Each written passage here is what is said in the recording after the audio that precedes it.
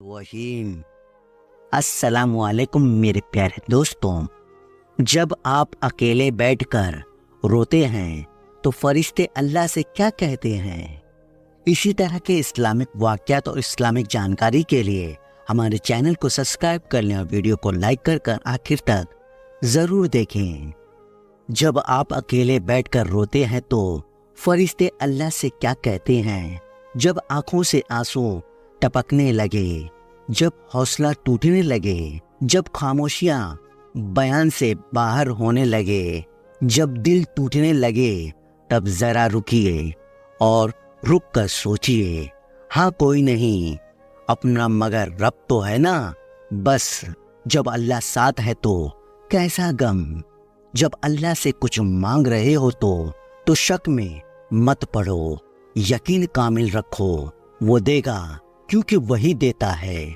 मायूस मत होना, जिनको गम ज्यादा मिलते हैं उनके लिए रब की मोहब्बत भी ज्यादा होती है। जिसे तुम नामुमकिन समझकर रो देते हो, अल्लाह वही तुम्हें अता करके खुश कर देगा।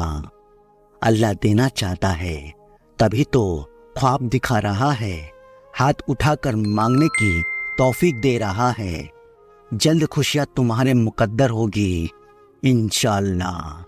और क्या आपको पता है, जब आप तन्हा बैठकर रो रहे होते हैं तब आपको अल्लाह के फरिश्ते देख रहे होते हैं और फिर वही फरिश्ते अल्लाह के पास जाकर अल्लाह ताला से फरमाते हैं कि अल्लाह, आपका फला बंदा फला जगह बैठकर रो रहा है।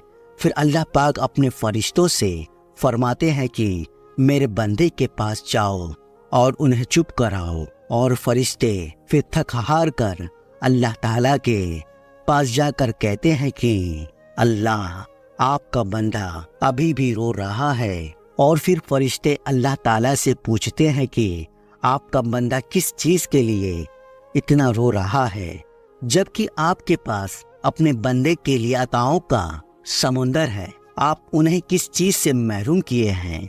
तब अल्लाह ताला फरमाते हैं कि मेरा बंदा इसलिए रो रहा है क्योंकि मैंने उसे उनकी कोई चीज़ छीन ली है जो उनको बहुत ज़्यादा अजीज़ है, और वो उस चीज़ को वापस हासिल करने के लिए इतना रो रहा है।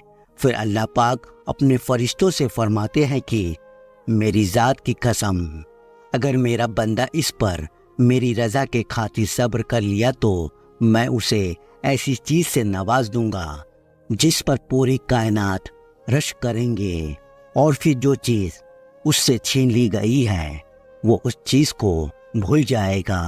बेशक अल्लाह ही हमारे दिलों को जानता है। एक बच्चा अगर आग में छलांग लगाना चाहे तो क्या उसकी माँ उसे आग में छलांग लगाने देगी?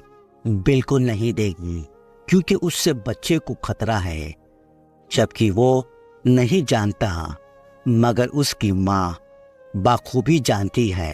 पर सोचो, वो रब जो 70 माओं से भी ज़्यादा मोहब्बत करता है, भला वो तुम्हें ऐसी चीज़ में क्यों मुब्तला करेगा जो तुम्हारे लिए बेहतर नहीं?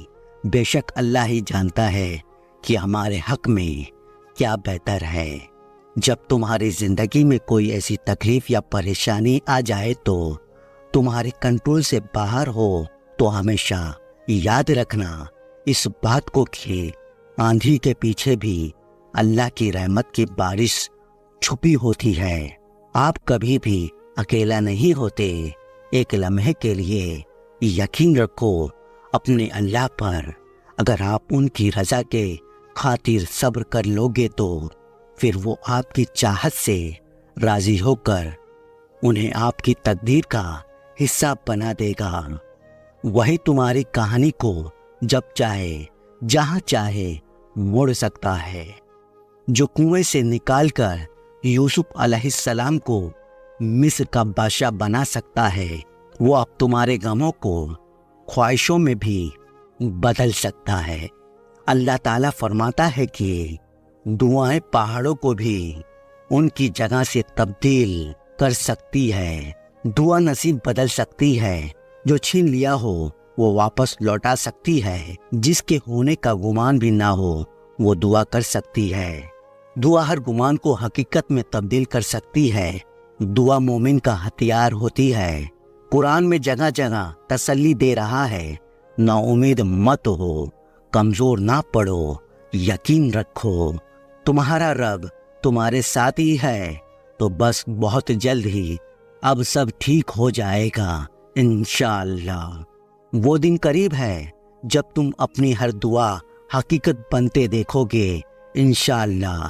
لوگ تمہیں توڑیں گے، بس تم ہمت نہ ہارنا، مایوس نہ ہونا، بس تم خود کو رب سے جوڑ لینا، باقی لوگوں کو وہ دیکھ لے گا۔ رب اس انسان کو گرنے نہیں دیتا جسے ہر حال میں الحمدللہ کہنے کی عادت ہو۔ دعا کے لیے ہاتھ اٹھانا اور تمہارا مانگنا اللہ کے توفیق کے بنا ممکن نہیں ہے، تو جس نے مانگنے کی ہمت دی ہے وہ قبول بھی ضرور کرے گا انشاءاللہ۔ بس آپ صبر شکر کے ساتھ ہمت نہ ہارنا۔ اس لیے دوستو، آپ ہمیشہ دعا کرتے رہو، اللہ پاک سے دعا کریں کہ اللہ پاک ہم سب کو ان باتوں پر سننے سے زیادہ عمل کرنے کی توفیق عطا فرمائے۔